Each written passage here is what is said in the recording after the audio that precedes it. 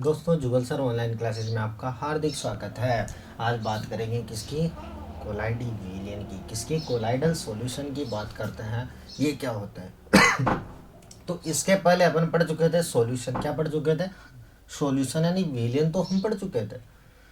और उसके बाद हमने इसके पिछले वाले वीडियो में बात करी अम्ल क्षार लवणों की बात करी थी, यानी एसिड बेस और सॉलिड की बात अपन कर चुके थे। अब कोलाइडो की बात करते हैं कि कोलाइडी विलियन होते क्या है। तो सबसे पहले देखो, एक वैज्ञानिक थे अपने पास जिनका नाम था माय डियर क्या, थॉमस ग्राम। क्या नाम था वैज्ञानिक का? साइंटिस्ट थे जिनका नाम था थॉमस ग्राम। क्या नाम था उनका? थॉमस ग्राम। तो ये जो थॉमस ग्राम थे, इन थॉमस ग्राम ने क्या किया कि जो विलियन होते हैं इनको 3 भागों में बांटा था। किसके आधार पर? इनका बेस जो था वो, इनका बेस यानी बोले तो इनका जो आधार था वो आधार ये था कि विलेय के कणों का आकार। क्या था?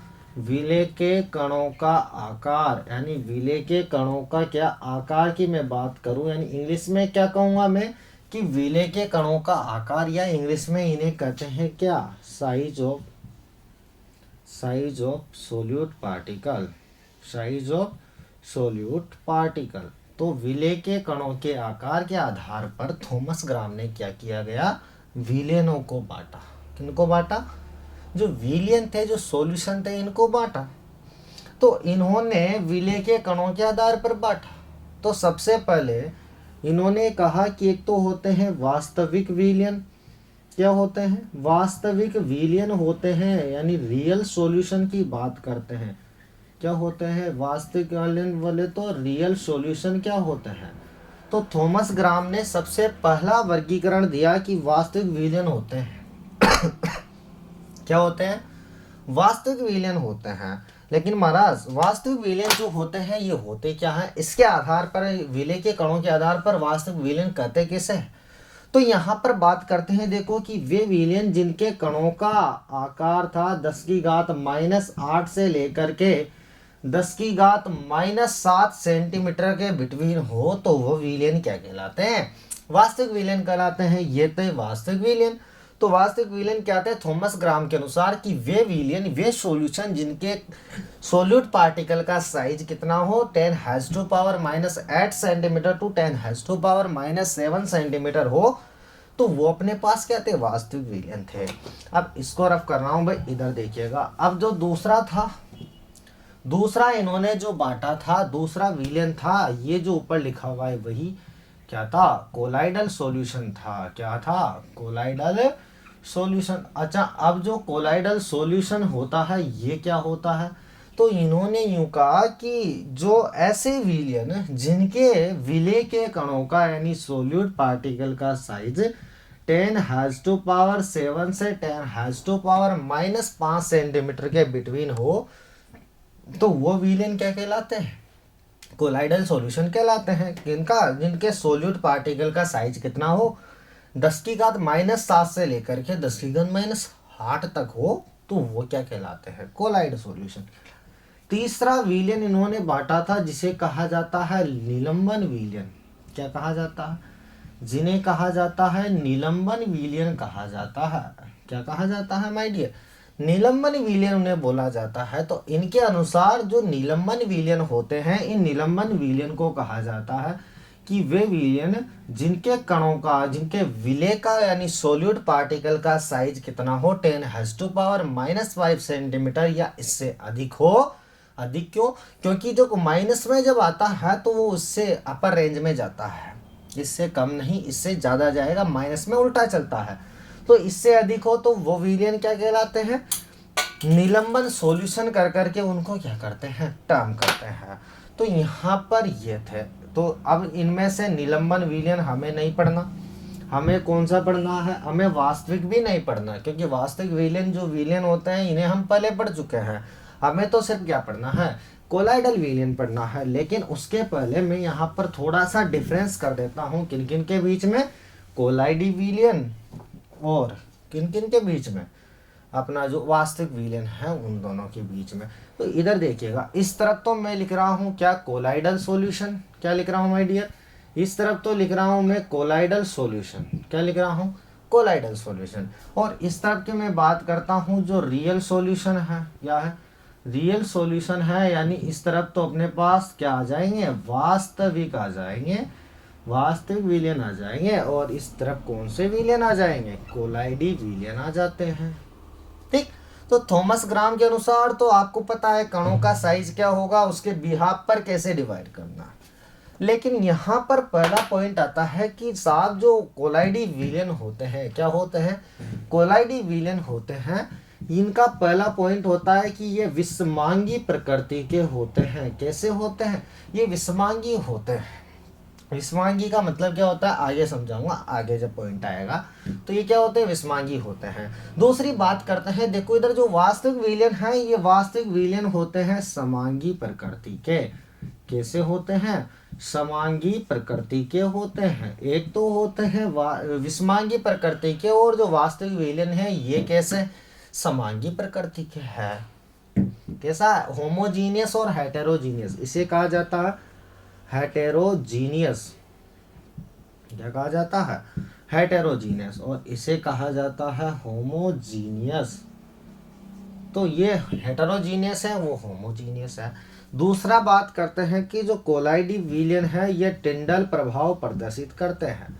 टिंडल इफेक्ट, कौन सा प्रभाव, ये टिंडल प्रभाव जो होता है, टिंडल इफेक्ट, उस टिंडल इफेक्ट को शो करते हैं। लेकिन जो वास्तविक विलयन है ये टिंडल इफेक्ट को शो नहीं करते। क्या कि वास्तविक विलयन टिंडल प्रभाव प्रदर्शित ही नहीं करते हैं। तीसरी बात, ये जो होते हैं कोलाइडी विलयन, ये ब्राउनी मोशन यानी ब्राउनी गति का नाम सुना है ना, तो ये क्या करते हैं कि ये ब्राउनी गति को प्रदर्शित करते हैं। लेकिन जो वास्तविक विलयन है ये ब्राउनी गति को प्रदर्शित ही नहीं करते। ये ब्राउनी गति को क्या नहीं करते, प्रदर्शित नहीं करते। क्या नहीं करते माय डियर, ये ब्राउनी गति प्रदर्शित ही नहीं करते। तो ये तीन मेजर डिफरेंस होते हैं between colloidal solution and the real solution, यानी इन दोनों के बीच जो मुख्य तीन अंतर है वो यही है। और बाकी थॉमस ग्राम ने कणों की संख्या के आधार पर इनको बांटा है। ठीक, अब देखो आगे बात करते हैं कि जो कोलाइडी विलयन होते हैं इनमें दो प्रावस्थाएं होती है। किनमें, जो कोलाइडी सॉल्यूशन है, कोलाइडल सॉल्यूशन जो अपने पास है, इनमें दो फेजेस पाई जाती है। क्या पाई जाती है, दो फेजेस पाई जाती है, दो अवस्थाएं होती है। पहली की बात करते हैं, एक तो होता है परिक्षेपण माध्यम।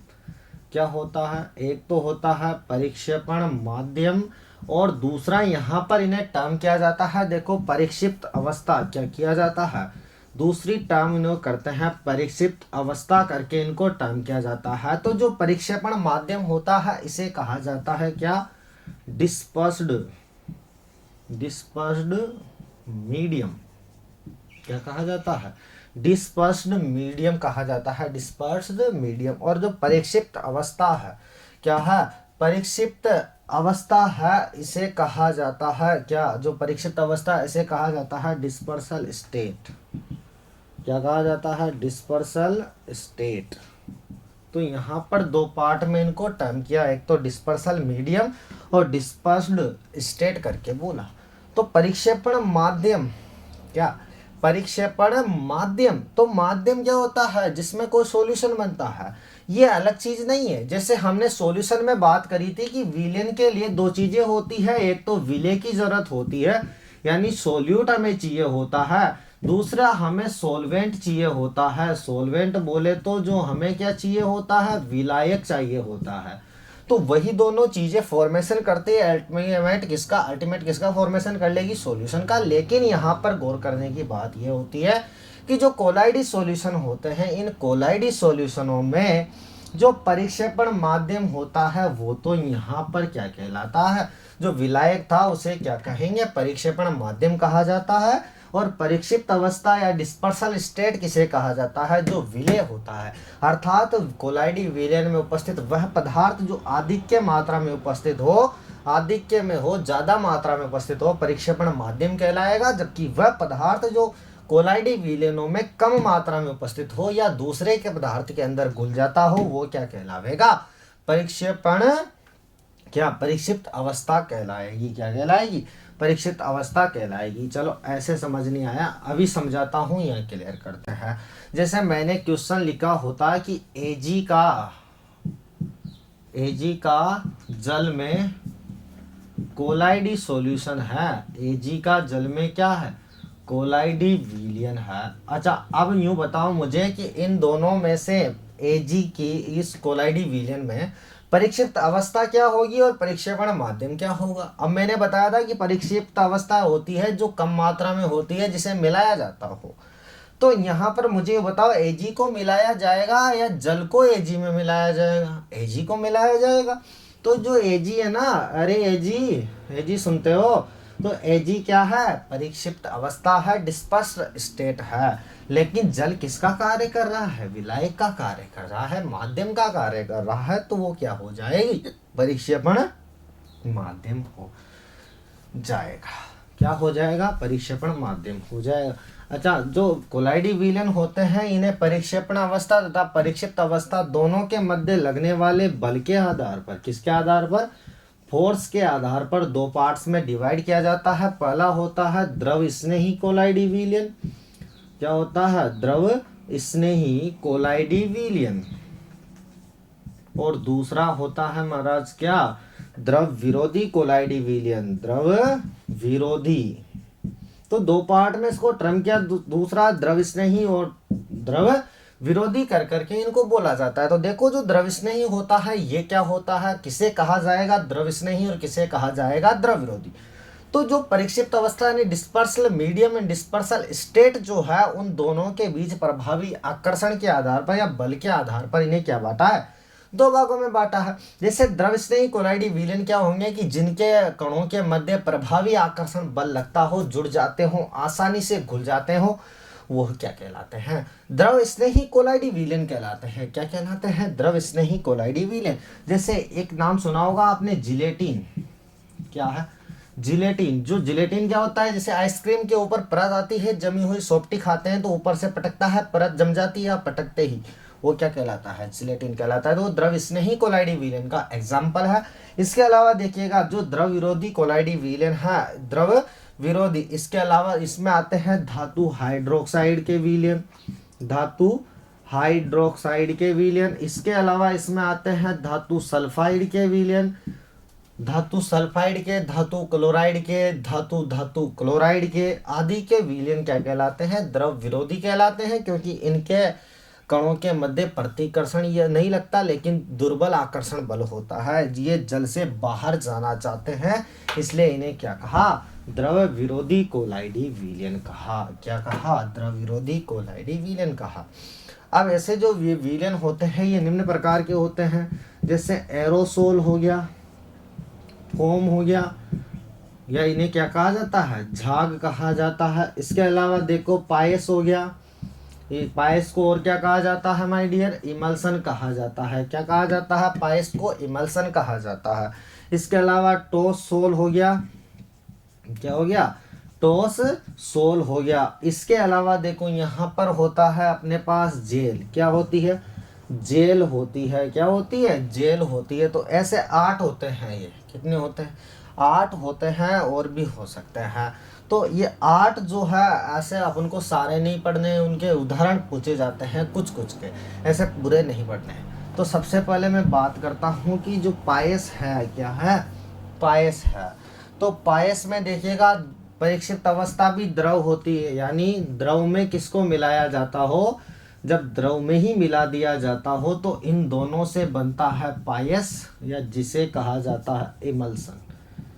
क्या कहा जाता है, पायस या इमल्सन कहा जाता है। अब परिभाषा क्या होगी कि दो द्रवों के आंशिक मिश्रण को क्या कहा जाएगा, कि दो द्रवों के आंशिक मिश्रण को, दो द्रवों के आंशिक मिश्रण को क्या कहा जाता है, पायस कहा जाता है। दो द्रवों के आंशिक मिश्रण को क्या कहा मैंने, पायस कहा माय डियर। क्या कहा माय डियर, पायस का। दो द्रव मिलाया मैंने, परिक्षिप्त अवस्था भी द्रव है, यानी द्रव को ही द्रव में मिला रहा हूं, तो वो क्या बन जाएगा, पायस बन जाएगा। अब आपको जानकर बहुत खुशी होगी महाराज कि इसके उदाहरण क्या है, दूध है, और क्या है, जो दवाइयाँ आती है वो दवाइयाँ भी क्या है, पायस है। दवाइयाँ क्या आती है आपकी, जो मेडिसिन आती है, क्या आती है, मेडिसिन आती है। और दूध आपका क्या हो जाएगा, मिल्क हो जाएगा। तो पार्शियली अगर मिक्स किया जाए किसको, दो लिक्विड्स को अगर पार्शियली मिक्स किया जाए तो वो क्या बन जाता है, पायस। क्या बन जाता है, पायस बन जाता है। अब क्वेश्चन यूँ पूछा जाता है कि जो दूध और दवाइयाँ कौन से कोलाइडी विलेनों के उदाहरण है, तो वो कौन से कोलाइडी विलेनों के उदाहरण है, तो वो पायस के उदाहरण है। क्या है, पायस के उदाहरण है। अब देखो यहाँ पर ये तो द्रव ही रहने दिया, क्या रहने दिया, द्रव ही रहने दिया। द्रव को मिलाया मैंने किसमें, कि जब मैं द्रव को किसमें मिला देता हूँ, टोस में मिला देता हूँ। किसमें मिला देता हूँ, द्रव को मिला देता हूँ टोस में, तो मेरे पास बनने वाला पदार्थ कहलाता है जेल। क्या कहलाता है, ये वो जेल नहीं है, क्या है, जेल कहलाता है। जब दो द्रव और द्रव को मिलाया जाता है, इसको मिलाऊंगा, इसको मिलाया जाता है या घोला जाता है किसमें, टोस में, तो बनने वाला पदार्थ क्या कहलाता है, जेल कहलाता है। जैसे दही, पनीर, जेली क्रीम, दही, पनीर, जेली क्रीम, तो ये क्या है, ये जेल के उदाहरण है। और जेल क्या है, कोलाइडी विलेन। क्या है, कोलाइडी विलेन। इसके अलावा जो बादल और कोहरा होते हैं, क्या होते हैं, देखो जो बादल है, इसके अलावा कोहरा है, तो ये उदाहरण है किसके, अपने एरोसोल के। किसके उदाहरण है, इन्हें एग्जाम्पल होते हैं किसके, एरोसोल के। क्या क्या, बादल और कोहरा उदाहरण होते हैं किसके, एरोसोल के। किसके, एरोसोल के। सोडा वाटर सेविंग क्रीम जो आती है, आते हैं ना, सोडा वाटर और सेविंग क्रीम, जो दाढ़ी बनाने की आती है, शेव करने की आती है, शेविंग क्रीम, तो ये उदाहरण है किसके, फोग के या झाग के। फोग के या झाग के उदाहरण है किसके हैं, फोग के या झाग के, सोडा वाटर और सेविंग क्रीम। तो इस प्रकार से इनको क्या किया जाता है, बांटा जाता, अच्छा क्या किया जाता है, इनको विभाजित किया जाता है। इसके अलावा जो खनिज वगैरह है वो भी कोलाइडी, खनिज, मिश्र धातु, ये भी कोलाइडी विलेनों के ही क्या है, प्रकार होते हैं। क्या होते हैं, प्रकार होते हैं। अच्छा यहाँ पर देखिएगा जो ब्राउनी गति होती है, क्या होती है, ब्राउनी गति। तो पहला पॉइंट लगाइएगा इसमें, जो ब्राउनी गति है किसे कहा जाता है, ब्राउनी गति, या इंग्लिश में इसे कहा जाता है ब्राउनिश मोशन। क्या कहा जाता है, ब्राउनी मोशन करके इसको बोला जाता है। ब्राउनी गति क्या होती है, तो इसको प्रपोज्ड किया था, या हिंदी में इसे कहा जाता है साहब, कि इसका प्रतिपादन किसने किया, तो एक वैज्ञानिक थे जिनका नाम था रॉबर्ट ब्राउन। क्या था, वैज्ञानिक का नाम क्या था, रॉबर्ट ब्राउन था। क्या था माय डियर, रॉबर्ट ब्राउन नामक साइंटिस्ट ने, किसने, रॉबर्ट ब्राउन ने किया। अब इसमें मैंने पास क्या भर रखा था, कोलाइडी विलेन भरा हुआ था। तो ब्राउनी गति क्या कहती है कि एक जब कोलाइडी कण गति कर रहे थे तो इधर दूसरे कण से टकराया, यूं मुड़ा, फिर इधर जा रहा था तो इधर टकरा के यूं मुड़ गया। तो कोलाइडी कण अपने दूसरे कणों से टकराकर मार्ग से विचलित हो जाते हैं तथा टेढ़ी मेढ़ी कैसी, जिग जेग फॉर्म में, किस फॉर्म में, यानी टेढ़ी मेढ़ी गति करने लगते हैं, टेढ़ी मेढ़ी गति करने लगते हैं कोलाइडी कण। तो उसे क्या कहा जाता है, ब्राउनी गति कहा जाता है। क्या कहा जाता है, ब्राउनी गति कहा जाता है। क्या कहा जाता है। इसके अलावा कोलाइडी विलेन टिंडल प्रभाव प्रदर्शित करते हैं। जैसे घरों में क्या होता है, एक छोटे से छिद्र से वो प्रकाश किरण आती रहती है, तो कोलाइडी कण जो विलेन जो कण होते हैं मार्ग में वो चमकदार दिखाई देते हैं। इसके अलावा जो झाड़ू लगाते हैं तो उस टाइम भी कण उड़ते हुए दिखाई देते हैं। तीसरा उदाहरण क्या है कि जब सिनेमा घर में मूवी पर पॉक्स पड़ता है पर्दे पर, तो उस पॉक्स में भी कोलाइडी कण बीच में कण दिखाई देते हैं, तो वो भी किसका उदाहरण है, इनका ही उदाहरण है। अच्छा एक पॉइंट होता है इसमें क्लेगुलेशन। क्या होता है, क्लेगुलेशन, जिसे कहा जाता है स्कंदन। क्या कहा जाता है, स्कंदन करके उसको बोला जाता है, क्लेगुलेशन कहा जाता है। तो स्कंदन क्या होता है, इसके अंदर क्या होगा कि दो विपरीत आवेशित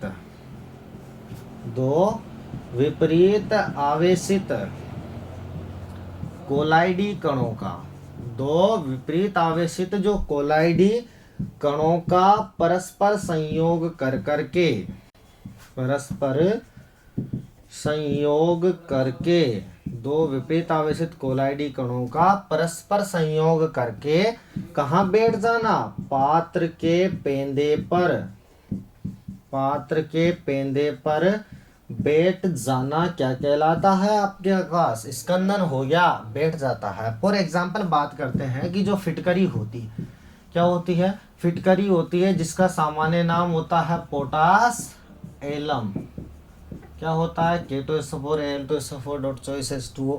तो जो फिटकरी होती है पोटास एलम जो होता है, इसको पानी में ऐसे देखो, यहाँ पर एक पात्र है, इस पात्र में क्या भरा हुआ है, पानी भरा हुआ है। आपने क्या किया, इसमें फिटकरी डाली और फिटकरी डालते ही कुछ समय तक इसको फिटकरी को इसमें रखा, बाकी निकाल लिया। तो कुछ समय बाद होगा क्या कि ये फिटकरी से धनावेशित आयन निकलेंगे और अशुद्धियों के होते हैं ऋणावेशित आयन। तो दोनों के संयोग होगा, प्लस माइनस एक दूसरे को आकर्षित करेंगे, पात्र के पेंदे पर बैठ जाते हैं, उसे क्या कहा जाता है, स्कंदन कहा जाता है। तो दो विपरीत आवेशित कोलाइडी कणों का परस्पर संयोग कर के पात्र के पेंदे पर बैठ जाना, ये गुण क्या कहलाता है, क्लेगुलेशन कहलाता है। क्या कहलाता है, क्लेगुलेशन कहलाता है, स्कंदन कहलाता है। तो अब देखो इसके अलावा स्वर्ण संख्या भी होती है कि 10 ml AU के मानक क्लोराइड विलयन को 10% NaCl से स्कंदित होने के लिए जो द्रव स्नेही कोलाइडी विलयन की मात्रा मिलाई जाती है, उसे स्वर्ण संख्या के नाम से जाना जाता है। तो देखो अब बात करते हैं अलग से पायस की। किसकी बात करते हैं, पायस की, जिसे इमल्सन कहा था। क्या कहा था माय डियर, इसे इमल्सन के नाम से जाना जाता है। पायस की बात करते हैं, पायस होता क्या है। तो मैंने कहा था कि दो द्रवों के आंशिक मिश्रण को इधर भी लिक्विड और परिक्षेपण माध्यम भी लिक्विड, यानी द्रव को ही द्रव में मिला दो तो बनने वाला पदार्थ कहलाता है पायस या इमल्सन। क्या कहलाता है महाराज, पायस या इमल्सन कहलाता है महाराज। तो वो तो पायस कहलाया, इमल्सन कहलाया महाराज। दो द्रवों को मैंने मिलाया तो पायस कहलाया, इमल्सन कहलाया। अब देखो पायस दो प्रकार के हो सकते हैं। एक तो हो सकता है तेल में जल का पायस, तेल में जल पायस क्या हो सकता है, तेल में जल पायस हो सकता है, जिसे प्रदर्शित किया जाएगा WO से। और एक हो सकता है जल में तेल पायस, और इसको प्रदर्शित किया जाएगा OW से। किसमें, OW से। तो तेल में जल का पायस और जल में तेल का पायस, ये दो प्रकार के पायस होते हैं। तो ये चल रहा था पायस। अच्छा, OW पायस का एग्जाम्पल है अपने पास जो दूध है। तो ऐसे पूछता है कि दूध क्या है, तेल में जल का पायस है कि जल में तेल का पायस है। तो दूध क्या है, जल में तेल का पायस क्या कहलाता है, उस किसे बोलते हैं, दूध को बोलते हैं। किसको बोलते हैं, दूध को बोला जाता है। इसके अलावा यह अपने पास आइसक्रीम है। क्या है, आइसक्रीम इसका एग्जाम्पल है। क्या है, एग्जाम्पल है। तो देखो इसमें मेन क्वेश्चन तो वहां से आते हैं कि बादल कोहरा किसका एग्जाम्पल है, आइसक्रीम जेल किसका एग्जाम्पल है, एरोसोल है, वायुसोल है। तो वो भी थोड़ी देर बाद मैं आपको लिखा दूंगा क्या है। इसके अलावा देखो इनके यूजेज क्या होते हैं कि कोलाइडी विलयन का उपयोग कहाँ कहाँ किया जाता है। तो आपने लिखा था बीच में दवाइयाँ वगैरह आई थी, तो आप पहला यूज कहाँ लिखेंगे, इन मेडिसिन यानी दवाइयों में। और दूसरा प्रयोग इसका किया जाता है कृषि क्षेत्र में। तीसरा प्रयोग की मैं बात करूं कृषि क्षेत्र में, चिकित्सा क्षेत्र हो गया, कृषि क्षेत्र हो गया। इसके अलावा देखो जो डेल्टा का निर्माण होता है वो भी स्कंदन के कारण होता है, और वो भी कोलाइडी विलयन का उदाहरण है। जैसे नदियां आ रही है, नदियां पानी के साथ अशुद्धियों को बाहर ला रही है, तो साल्ट परस्पर अभिक्रिया करके जम जाते हैं, वहां पर डेल्टा का निर्माण हो जाता है। इसके अलावा जल के शुद्धिकरण में इनका प्रयोग किया जाता है। कहाँ पर, जल के शुद्धिकरण में, प्योरिफिकेशन ऑफ वाटर। कहाँ पर, जल के शुद्धिकरण में उपयोग किया जाता है। इसके अलावा देखो चर्म शोधन में, कहाँ पर, चर्म शोधन में भी इसका प्रयोग किया जाता है। तो यहाँ से बहुत कम क्वेश्चन पूछता है कि उपयोग तो क्या है, ये नहीं पूछता। आप तो मेनली ध्यान दीजिएगा। अब मैं कुछ उदाहरण लिखा रहा हूँ, ये नहीं लिखाऊंगा कि वो कैसे कैसे, मैंने सिर्फ बताऊंगा, है ना। तो उदाहरण आप बहुत ध्यान से देख रहे हो कि सबसे पहला उदाहरण है एरोसोल। क्या है माय डियर, पहला उदाहरण ले रहा हूं मैं एरोसोल का। तो एरोसोल क्या होता है, एरोसोल के उदाहरण है जैसे बादल हो गया, और क्या हो गया, कोहरा, धुंध पड़ती है, बादल और कोहरा, ये किसका उदाहरण है, एरोसोल का। अच्छा इधर देखो जरा, पायस किसका उदाहरण है, पायस या इमल्सन का उदाहरण बताओ जरा। तो पायस या इमल्सन का उदाहरण की बात करते हैं तो इधर देखिएगा दोस्तों कि पायस और इमल्सन होता क्या है। तो पायस में अपन ने उदाहरण लिखा था, एक तो लिखा था दूध जिसे अपन ने मिल्क कहते हैं, और तीसरा उदाहरण वहां पर बात करी थी अपन ने कि दवाइयाँ, क्या है माय डियर, दवाइयाँ जो है वो भी किसका उदाहरण है, पायस का उदाहरण है। इसके अलावा फोग या झाग की बात करी थी, किसकी, फोग या झाग। तो फोग या झाग का उदाहरण होता है साहब सोडा वाटर और सेविंग क्रीम, सोडा वाटर और सेविंग क्रीम, ये किसका उदाहरण है, फोग या झाग का उदाहरण है। इसके अलावा देखो जो सोल होता है, सोल, सोल का उदाहरण है पेंट, गोंद, वार्निश। क्या है, पेंट होती है, गोंद और वार्निश, वार्निश, पेंट, गोंद और वार्निश, ये किसके उदाहरण हो जाएंगे, सोल के। अच्छा इधर देखो जरा, पांचवा पॉइंट देखो कि जो जेल होती है, जेल में क्या आ जाएगा, दही, पनीर, क्या आ जाएगा, दही, पनीर, ये किसके उदाहरण है, जेल के। वो जेल नहीं है ये टावरिया, ये जेल अलग है। आगे बात करते हैं टोस सोल, किसकी, टोस सोल। तो टोस सोल के अंतर्गत आएंगे अपने पास खनिज, क्या आएंगे, खनिज। इसके अलावा आएंगे मिश्र धातु, क्या आएंगे, मिश्र धातु आएंगे, खनिज और मिश्र धातु आते हैं, क्या आते हैं, खनिज और मिश्र धातु आते हैं। तो ये चल रहा था कोलाइड, और इसको देखिएगा दोस्तों यहाँ से क्वेश्चन पूछे ही जाते हैं। तो उम्मीद करता हूँ वीडियो अच्छा लगा होगा, तो प्लीज़ लाइक, सब्सक्राइब, शेयर करिएगा। जय हिंद, जय भारत, वंदे